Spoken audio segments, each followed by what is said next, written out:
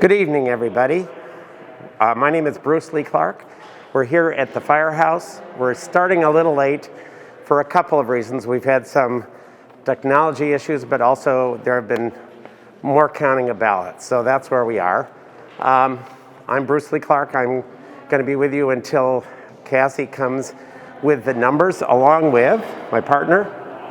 Hi, my name is Maria Elena Little, and so I'm here with Bruce, and we're just talking a little bit about the election and the candidates on the ballot before we get the total tally. So Bruce, what are your thoughts? Well, first of all, I hope all of you got a chance to vote. And I know that when I looked at the ballot, as I received the ballot from the Secretary of State, one of the first things I noticed was that there were a whole lot of people running for president. That was a whole lot more choice than I thought I was going to get. And I'm assuming that at least in part, and although not entirely, it was because of the way in which Vermont set up the system this time for candidates getting on the ballot. But be that as it may, I know there's a lot of interest, and a number of these candidates only appear on our ballot. And that the two major candidates are the ones that are going to receive the most votes. I'm assuming that if Phil Collins got some votes, or Kanye West got some votes, we'll hear about that tonight from Cassie. I think it's also very interesting to see that there's so many young candidates on this ballot and a lot of new faces. We have Molly Gray and we have Dane Whitman, who are relatively young candidates who are running. Yep. And for state senator, Meg Hansen, though I think she was running on the Republican, in the Republican Party in their primary for a more statewide office. This is the first time in my memory that we've had as full a slate for the two state senators from from Bennington County this year. But also, yes, I thought, having 4 candidates for the 2-2 ballot, for the 2-2 district, and 3 for the 2-1 district. Yeah. I think that shows that there's a good deal of interest in what's going on in Montpelier, which means that maybe it's the work that the representatives have done in Montpelier over the last couple of years has gained that interest. I suspect that's part of it.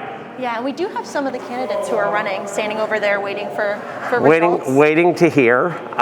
Some may very well show up as we get a little bit closer to the time when Cassie can give us numbers. They're at the moment running all of that off. Let's do a little bit of talking about what to expect, at least from the statewide elections, starting with governor. I think I suspect that the 2 major party candidates certainly will come in 1-2, and that this is going to be a difficult year for a challenger to Phil Scott. Vermont is notoriously difficult for challengers to incumbent governors. They don't lose very often, and this may not be a year, although we won't know that just from the vote here. Yes, and I think it's really interesting, like you were talking about incumbents and seeing, if these challengers are going to take over those positions, and it's really up in the air right now. We just have to wait and see.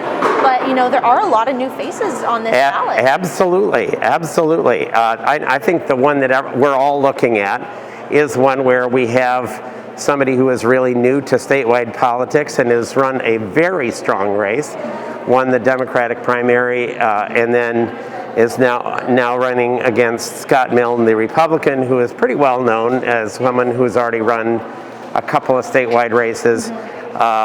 And while he's lost them, he did very well against Peter Shumlin. So Molly Gray, I think that should be a really interesting race to see how that race comes out in this, after this election. That's going to be one of the the most probably interesting statewide races. I agree with you, and I think she's done a lot of events and campaigning, you know, all over Vermont, a lot Yes. in Bennington. Yep. So I think she's really gained a lot of respect and people's Yep. interests. Yep. Especially she is, you know, a younger woman running, which Right. is awesome to see. There's more women on the ballot, more Yes. young people, and I think that, you know, during this election and I think just this presidential year and the last 4 years, there's been a lot going on politically, socially, economically. So it's really interesting to see what's going to turn The out. context for this election, I think, is extremely important. Not only are we in the midst of COVID, hence the masks, but we are also in the midst of I think a renewed understanding of the need for a new civil rights movement. And I know we're feeling that here in Bennington. I think that's okay. I think in fact, I prefer it. I actually think that we're going to come out on the other end. I'm hopeful with the way in which we've been working. So yeah, I think that this election takes place within a couple of larger contexts. One of them is the national election, and we know the numbers here are going to be bigger this November because this is a presidential election and they're always bigger. Although I think because all Vermonters got a ballot from the Secretary of State, at least I'm hoping all Vermonters got a ballot. That was the idea. That we're going to see many more voters taking part in the election. That's my hope and my expectation, in fact. I think also, you know, as a state, Vermont has had a very good COVID-19 response plan, and you know, Phil Scott has been, you know, really leading that and taking charge in that. So I think that'll be interesting to see if people are, you know, happy with how he's responded to the pandemic and want to see him continue taking charge. Exactly. One of the things that I found interesting that I heard about just before coming down, I think probably the listeners will have heard this already, but it's good to get it out there. Phil Scott did announce today that he voted for Joe Biden for president, and the first time that he has ever voted for a Democrat in his life. And you know, while it's not surprising that that's the first time, it's a little surprising in as much as you know, he hasn't voted for Donald Trump. I think there is a separation in the party. Yeah. And the Republican Party will have to deal with that at some point. One of the ways in which that separation showed itself, at least here locally, and I want to say something about it because it may have affected, and I'm hoping not, the race for the two senators here from Bennington County. I think it was the state party that sent out what is a mailer that I think a number of us found objectionable. Not merely in terms of facts, but in terms of tone. And I think it misread the way in which Vermonters vote. Most of us don't vote just for the party or even for only issues, but also and especially for people, because we know these people. These are our neighbors. These are our friends. I know pretty much many of the local people on the ballot. And that's what makes it harder for me to vote oftentimes, because I know so many of these people. So that's how we vote. And the kind of mailer that was sent out from the state Republican Party, I think, really misses the boat about how and why people vote here in Bennington. Yeah, I think that because we're such a small state, everyone is so involved, and you know, everyone really does know each other, and people aren't just voting for a party. People aren't just voting for policies. They're really voting for a person. They're voting for, you know, someone's morals, ethics, and you know, a lot of us, especially here in Bennington County, like you said, Bruce, we know the people that are on this ballot, and that creates a special relationship between the voters and the candidates. So I think that is really at the heart of, you know, Vermont and our politics in this election. Yes, and so these elections, even though they may be for an office like state senator, are still essentially local elections. We know the people involved. They may not all come from our town, but we know who they are, and that's oftentimes enough. That's particularly true, I think, when it comes to the State House of Representatives. Definitely. The two districts. I found particularly heartening that for the first time that I can remember, at least in a long time, in the 2-2 district, there were 4 people running for the 2 seats. And in the 2-1 district, there were 3 running for the 2 seats. And I think that's a positive sign. I like to see that there is that much interest in representing the people of Bennington up in Montpelier, and perhaps it's because of the kind of work and issues that we know that they're going to be facing in this COVID time. And then you can tick off a number of issues, whether it's the climate change and the issues around climate change, the marijuana votes that have been taken for legalization and now marketing of marijuana. We know that paid family leave is going to come up again. We know that raising the minimum wage is probably going to come up again. Certainly there's going to be issues around helping local businesses survive this COVID experience. I think that's a critical issue. And to some degree, that's going to depend on what happens in Washington. Yeah. So I think I'm pleased that there was that kind of interest. After all, I don't know how many people think about what it takes in January and February and March to drive up to Montpelier, stay there for the week, and then drive home back here to southwestern Vermont. This is not an easy thing that we're asking of our representatives. So the 4 that we get in 2-1 and 2-2, I think, will be asked to do a lot of lifting in these months coming ahead. And I definitely think it is a lot to ask of candidates. People need to be able to have access to a job that lets them travel to Montpelier, that they can afford to drive up there and stay there at times and run for office. So it kind of limits the people that can run. And so it's great to see that so many new candidates, new faces are taking part in this. Exactly. I was particularly happy to see some really new faces. Dane is one of them. It's not my district, so I can talk about it. But very young man, new graduate of Bennington College, starts a new business here in town, and all of a sudden here he is running for office. I find that very commendable. And if somebody says, well, he's not my cup of tea, I'd say that's fine. But that means you should be out there and thinking about who you want to vote for. Or maybe you want to be the one that runs next time. I think, you have now 2 years to think about it and 2 years to plan. That, it seems to me, that's the most hopeful part of this. On the statewide ballots, aside from lieutenant governor and governor, I really don't see that we're going to see much change. And that, I think, is going to be a challenge. These folks have been in office for some time, so I think it's highly likely that Beth Pierce will be re-elected as the treasurer. I can be surprised, but I'll be amazed.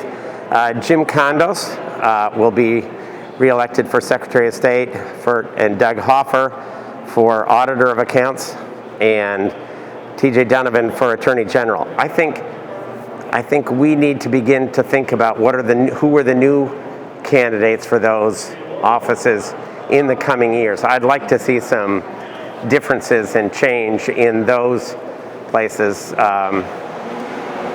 Doesn't say anything about the incumbents. I just worry that incumbents, I always worry about incumbency.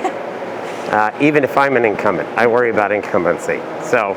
Well, talking about change, one of I think the major issues that a lot of candidates have been focusing on during this election, just statewide, is with Vermont's declining population. We do have a declining population, and there have been candidates who have promoted different ideas or policies to help bring more people to Vermont, whether that's paying the the $10,000 to encourage people to move, Right. or working to help just circulate the economy, small businesses, and encourage people to come here. And a lot of talk too of climate change, starting a green industry.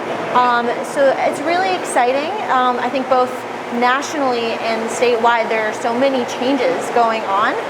I don't think that anyone will be defeating Gilbar for high bailiff. No, Fred Gilbar, I think, will be elected unanimously, or nearly unanimously for high bailiff. And so we should probably congratulate him now. We should. And let me be the first to congratulate Freddie. In fact, if we had a phone system here that you could call in, I would in fact ask just the one question that everybody ought to know here in Vermont is, what does the high bailiff do? What is their one task that they are asked to do above and beyond everything else? And so far as I know, that task has never been fulfilled and never been needed, but at least not in any recent years. But placing the sheriff under arrest doesn't strike me as something that we're going to need right away. So Fred, there may be other things that you get to do as high bailiff. If you were in England, you'd probably get a big medal or something. And in fact, in Massachusetts, where you live, the bailiffs are very different. In fact, the bailiff of one of the counties, don't ask me which one, gets to open the commencement exercises at Harvard University. See, I feel like that's a lot more exciting than arresting a sheriff. And I think Fred should, in fact, hold out for opening the commencement exercises for Bennington College. Okay, we're going to make that there ought to be a role. Yeah, it's so great to see everyone that's come out today, the poll workers that have volunteered their time to come, and we've seen a lot of people, coming to vote in person and also voting early. The numbers here today, even though there was a lot of votes ahead of time, of course, the people who came here to work are mostly members of the Board of Civil Authority.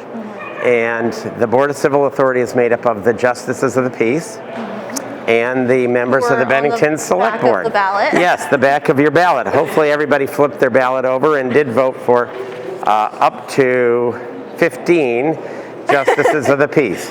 And again, I think that's very much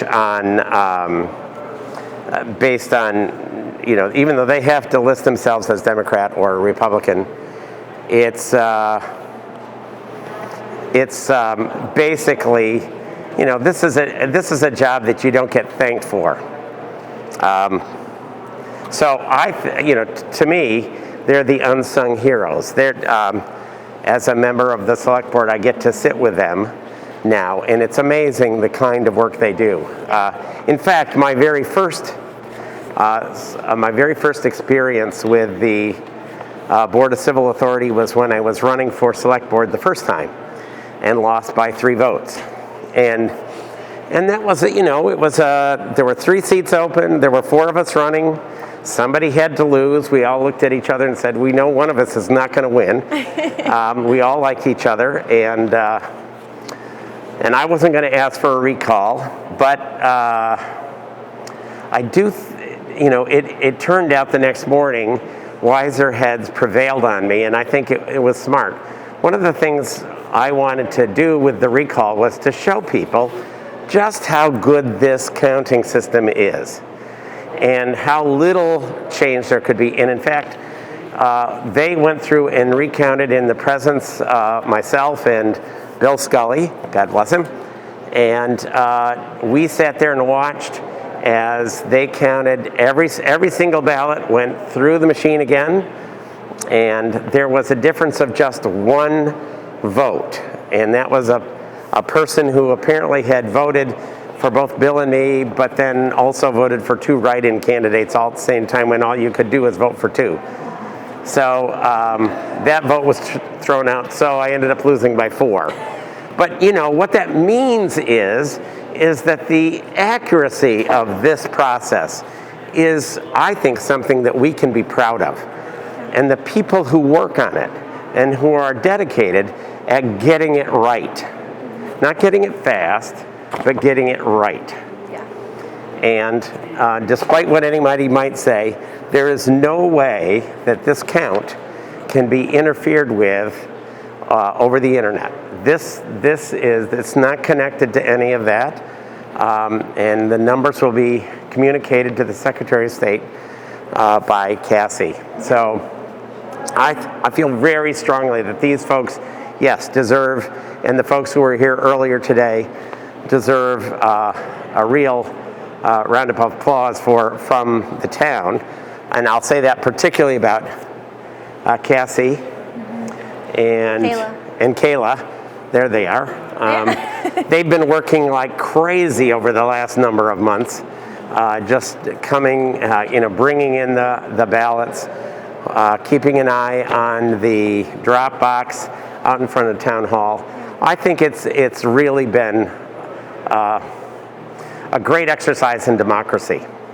And I'm happy if we end up with a high percentage of people who are voting. Now that doesn't mean that there aren't still people out there who could vote and who are not. And those folks I really would want to reach out to and say, come on, join the fun. This is what it's all about. Definitely. I think there's been, massive kind of mistrust placed in our election system. And, these people that are here are our friends, our neighbors, and they're good Americans that are taking their time to come and help our democracy keep going. And I think it's a really beautiful thing to see because we all need to exercise our rights, our freedom to vote and speak for what we want as a country. So definitely a big shout out to Cassie and Kayla who are here spending their time. They've been working so hard, tirelessly, sending out votes, counting votes, answering all your questions. So right. It's really great to see. Exactly. Now you're a younger person. I was trying to recall when I cast my first presidential ballot, and it was right after the amendment that lowered the voting age to 18. Although by the time that happened, I was just turning 21, so it didn't really matter for me. But nonetheless, it was in the McGovern-Nixon election. Is that right? Nixon and McGovern? Yes. I was, in fact, an alternate McGovern delegate from the state of New York, great Empire State of New York. And we lost badly. It wasn't even close, but it was a good learning experience. But I was your age, or a little bit older than you, but not much. And, I voted in every single election since that time. I can't remember an election that I missed. Yeah. So This is my first presidential election that I'm voting in, and I know for a lot of us, 2020 is a big year, and it's an important election. I mean, every election is important, but I think it's really great to see how many youth are taking part politically and just in their own communities as well. So it's a really important thing. I think we're having this shift. In the 2016 election, not a lot of young people came out to vote, not as much as we needed, to have, because everyone should be voting. It does not matter who you vote for, you should vote. And exactly. So it's really great to see, and I'm hoping that, in Texas, we've already seen an influx in young voters going to vote. We've seen, and so I think that this election will be very telling in how, this has influenced younger generations. There's a lot of really important issues for us. We have climate change, there's a lot of racial unrest. And so I think for a lot of us, we feel as if it's a matter of life or death. And voting's really important for us. I agree. For someone to suggest that voting doesn't matter strikes me, in this day and age, we should see exactly how voting matters. And when someone says to me, as a former civics teacher, I don't really like the fact that President Trump got to name 3 justices of the Supreme Court, and I will almost always respond, and did you vote in the 2016 election? No, I thought Hillary Clinton was going to win, so I didn't really bother. And I want to say, see, elections have consequences. There are, it's all well and good to say, I don't like the fact that he got 3 nominations, but, and I think actually one of those he shouldn't have gotten, the first one, but personally. But be that as it may, elections have consequences. Yeah. So, for example, I'm hopeful with the new influx of people voting that we're in a situation where they will not lose heart, because the Senate and the House may change, may not change. We don't know, and all that's going to be very affecting the new whoever is elected president. And so I hope everybody is in it for the long haul. So that's what I'm hoping for, that you're all in it for the long haul. Vote whenever we have an election. It's really important. And I want to thank you for being with us tonight as we have conversed back and forth about the ballot. Hopefully you all took part of it, and we believe that Cassie will be here shortly with the numbers. They're double checking the numbers. They don't want to, I'm happy that they don't want to make a mistake. I don't want her to make it. She will not make a mistake. We know that. So as soon as Cassie comes up, we'll stop. Yeah. Anything else for the good of the order while we're here? I'm just excited, waiting to see. Me too. I'm excited. What's going on, and hope all of you at home have been staying safe and are just as excited about this as we are. Yes. And no matter how it comes out nationally, I hope that we all take a moment to thank each other for participating in this democracy. This is really important. Take a moment, take a couple of breaths. If you're a winner tonight, there's no need to gloat. If you're a loser tonight, there's no reason to feel sad because you participated. I've been on both ends of that spectrum. I know what it feels like. We all sort of know what it feels like. But it's really important, that we participate. That's the part that I think, and it's what I hope comes out of this election more than anything else, is that sense of urgent need to participate, to take part. This is the time. I had a candidate outside tell me earlier today, when I asked him, well, how do you feel about it? He goes, it's really not up to me, it's up to the voters at this point. And I thought, what a smart thing to say, because it really is. It was up to us. We're the ones that got to say. We're the ones that got to name the folks who are going to go up to Montpelier. We're the ones that get to say who are going to lead the major offices within the state of Vermont. We're the ones that are going to be participant in that really important democratic process of naming the new president, naming the person who's going to represent us in the House of Representatives. And over the next 2 years, and then 2 years after that, we'll be voting on Senate. So I think we've got the numbers, and we're just anxiously awaiting the results. And so we are wearing masks. Is that okay? Yeah, I just wondered, I didn't want to be the odd man out here. I don't want you to be the odd man out. I was going to be close to anyone. You're going to be right there at that microphone.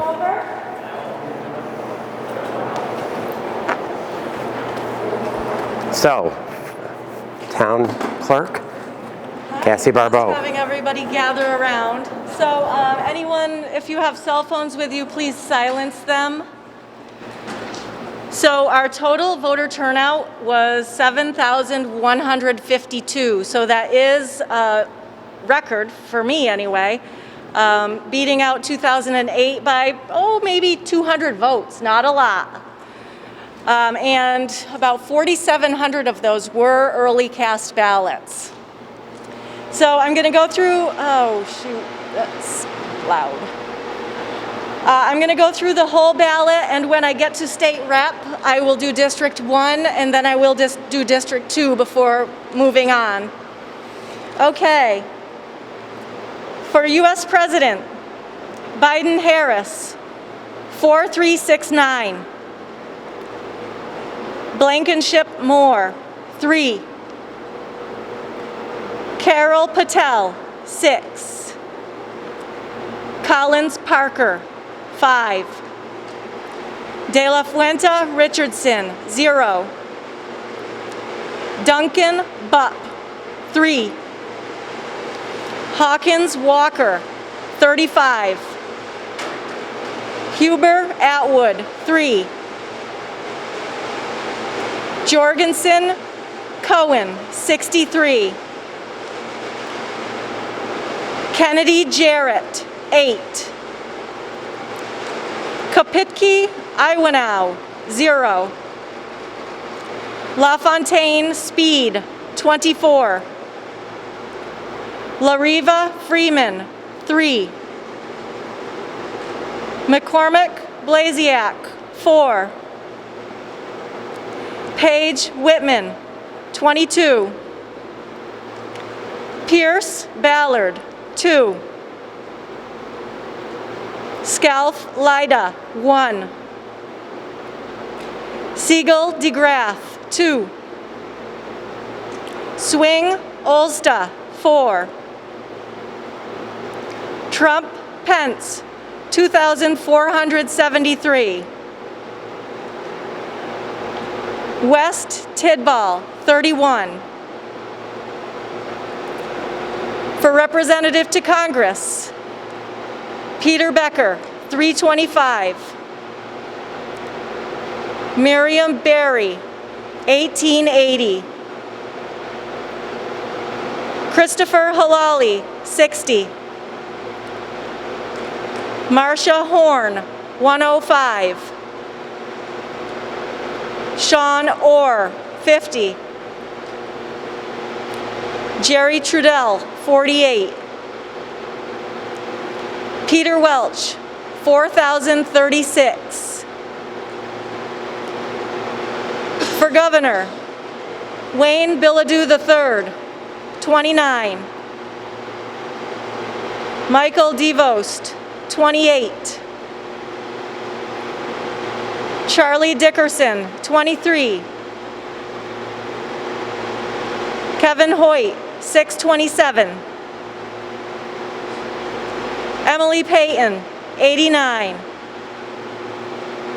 Phil Scott, 3784. Aaron Hazlett Whitney, 134. David Zuckerman, 2157. For Lieutenant Governor, Wayne Bilodeau III, 189. Ralph Corbo, 43. Chris Erickson, 210. Molly Gray, 3733. Scott Milne, 2555. For State Treasurer, Carolyn Whitney Brannigan, 2176. Chris Erickson, 304. Beth Pierce, 3551. Alex Wright, 476. For Secretary of State, Jim Condos, 3708. Chris Erickson, 274. H. Brooke Page, 2067. Pamela Smith, 513. For Auditor of Accounts, Chris Erickson, 1275. Doug Hoffer, 4593. For Attorney General, TJ Donovan, 3951. Chris Erickson, 449. H. Brooke Page, 2119. For State Senator, this is vote for 2. And please keep in mind, this is a county-wide race. Brian Campion, 3888. Michael Mike Hall, 1542. Meg Hansen, 1863. Kevin Hoyt, 807. Dick Sears, 3878. For State Representative, District 2-1, this is vote for 2.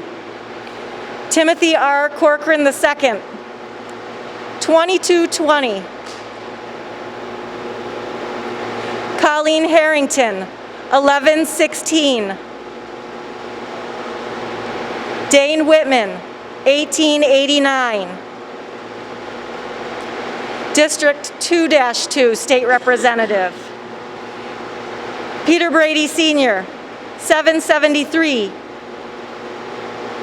Jim Carroll, 1416. Mary Morrissey, 1940. Michael Nigro, 1491. For High Bailiff, Frederick Gilbar, 5702.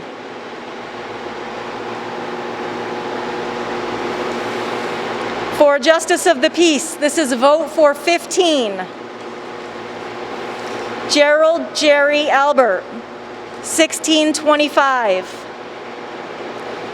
Holly Ann Anderson, 1656. Barbara Bluto, 3267. Catherine Canning, 2428. Asher Edelson, 1963. Thomas Haley, 2696. Michelle Hogan, 3292. Kevin Hoyt, 1623. Jackie Kelly, 2355. Albert Krozik, 2461. Vicki Lamprin, 2437. Bruce Lonergan, 1642. Brian B.J. Maroney, 2721. James Marsden, 3197. Ann Mook, 3514. Mary Morrissey, 3855. Joan Paisano, 2533. Warren Rofe, 2108. Marjorie Robinson, 2782. David Schaff, 3100. Anna Kinney Swierad, 2147. Kenneth Swierad, 1978. And just to let you know where we are with counting, we have a couple of teams working on counting write-ins right now. Obviously, the machine totals are the most significant number, but it's always possible for things to change. That's why these are considered preliminary results. And of course, I've made mistakes before. I hope that I didn't tonight, but it's possible numbers get transposed. We'll double check everything tomorrow. That's all I have for you. Have a great night. Thank you.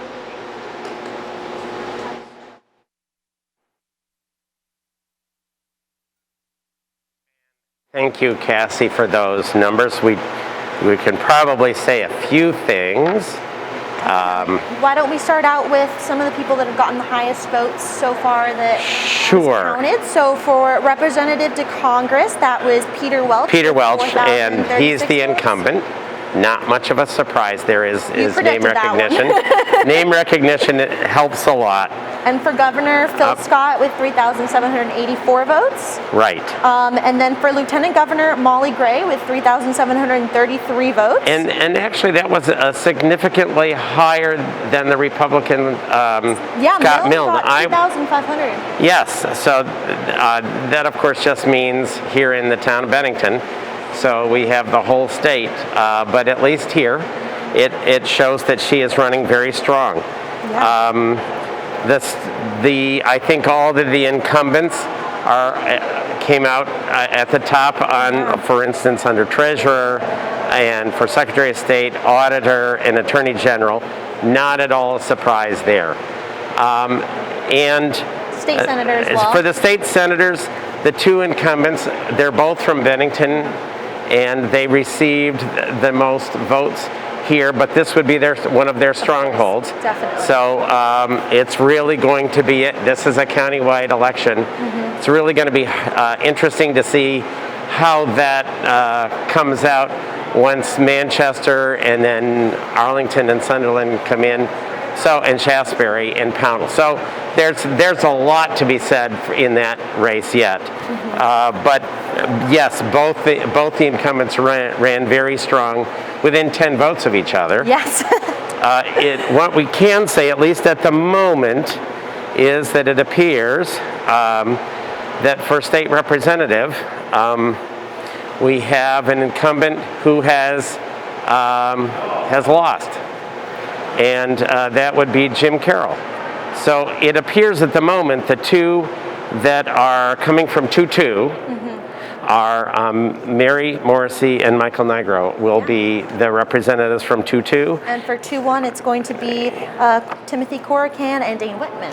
Dane Whitman and Timothy Corcoran. So Timothy, the incumbent, wins again, and Dane comes in a strong second. So that's, and without going into the justice of the peace, the top 15 vote getters there, and you may have just heard that these are preliminary numbers only, that the write-ins are still being counted, and because the machines obviously don't see those, it was clear that I was surprised that the number of folks voting for the lesser-known parties for president. I found that fascinating, and I'll have to go back and take a look and see exactly what. They didn't seem to have any particular party affiliation, though I did notice that one of the strong candidates was from the Green Party, and that shouldn't surprise us here in Vermont. But I'll be interested to see what other candidates. And to some degree, this is, again, as we were saying before, this is about my personal connection to a particular candidate. I may know them for some reason, and that's why I vote. How much more time are we looking at? Okay, so that's all right. Great. That's fine. Again, I think we want to give thanks to the folks who make this, to Cat TV. Thank you for doing this. I think this is really one of the important parts of democratic participation is knowing the results of the election. I'm pleased that Cassie is able to do this each year. I'm pleased to be able to take part in it this year. I'm glad to have met you during this time. You as well. We discover we have a number of things in common. Thank you so much for your insight. I am so happy that as a younger person, you want to be involved in this political arena, and I think that's great, whether it's by reporting or eventually, you never know, reporters sometimes run for office. So don't encourage me. well, you know, your time can come. I eventually, when I retired, I told my students I had to put my money where my mouth was all over all these years. So it can be a local office. That's perfectly fine. And I think that, at the end of the day, it's really important to remember that we all are Vermonters. We are all Americans, and win or lose tonight, we have made our difference. We've voted. Absolutely. Very Absolutely.